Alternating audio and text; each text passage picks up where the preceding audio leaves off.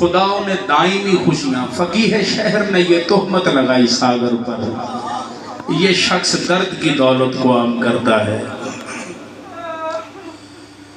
میاں محمد بخش صاحب فرماتے تھے کہ کتھوں ایڈے درد لے ہونی درداں والے یارا، 10 دکان آسانوں بھی تے بنی دلال ہمارا۔ بسم اللہ بسم اللہ۔ فقیہ شہر نے یہ تہمت لگائی ساگر پر،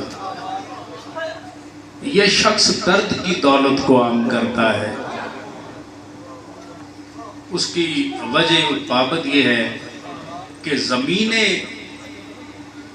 دل یوں ہی کتھوں ایڈے درد لے ہونی، سونا کتھوں ایڈے درد لے ہونی، درداں والے یارا 10 دکان آسانوں بھی تے بڑی دلال ہمارا۔